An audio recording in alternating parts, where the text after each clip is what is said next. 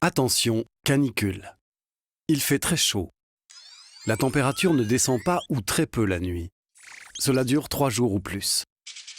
Des risques existent pour votre santé. Le coup de chaleur et la déshydratation dont les signaux d'alerte sont crampes, fièvre supérieure à 38 degrés, fatigue inhabituelle, maux de tête, vertiges, nausées, propos incohérents. Pour vous protéger, adoptez les bons gestes. Buvez régulièrement de l'eau. Mouillez votre corps plusieurs fois par jour tout en assurant une légère ventilation. Mangez en quantité suffisante. Fermez les volets le jour. Passez du temps dans un endroit frais. Évitez les efforts physiques. Ne buvez pas d'alcool. Prenez régulièrement des nouvelles de vos proches. Vous êtes particulièrement concerné si vous êtes enceinte, vous avez un bébé, vous êtes une personne âgée. Si vous prenez des médicaments, demandez conseil à votre médecin ou à votre pharmacien. Si vous voyez une personne victime d'un malaise, appelez immédiatement le 15. Ceci est un message du ministère chargé de la Santé et de l'INPES. Bonjour et bienvenue dans l'édition du 26 août de La Chapelle Info. Voici les titres. L'espace Nelson Mandela se prépare pour sa 2e saison. Et l'actualité en bref.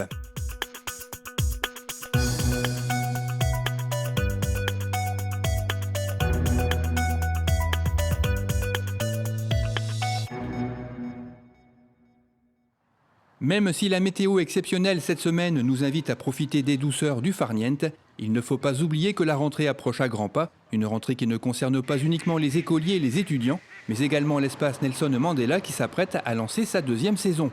Une saison riche et variée, comme nous l'explique Damien Bror, adjoint en charge de la culture. La 2e saison culturelle de l'espace Mandela s'appelle À l'affiche. Elle démarra le 17 septembre avec un concert de gospel par les North Gospel Quartet. Cette saison comprend 23 manifestations, dont 8 organisées par les associations. Nous avons souhaité cette année poursuivre les expériences culturelles en vous offrant toujours des spectacles variés.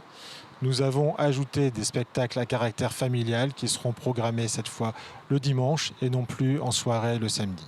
Cette saison est encore extrêmement variée puisqu'elle va de la musique classique au théâtre en passant par le cirque et des spectacles humoristiques. Vous aurez l'occasion de découvrir toutes les dates dans le fascicule À l'affiche qui sera distribué dans toutes les boîtes aux lettres en même temps que la lettre du maire.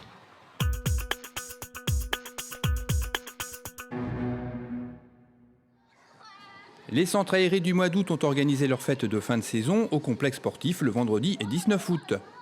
Le thème de ce spectacle qui a réuni une quarantaine de participants était le CRAP, le Centre de recherche des activités paranormales, où une équipe d'enquêteurs part à la recherche des monstres légendaires qui traînent dans le monde entier.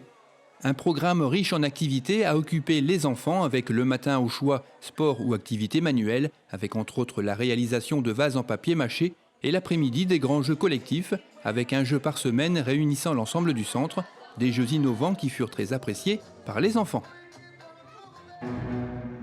Le passage souterrain situé rue Vigneron est accessible aux piétons et aux 2 roues depuis le début du mois d'août.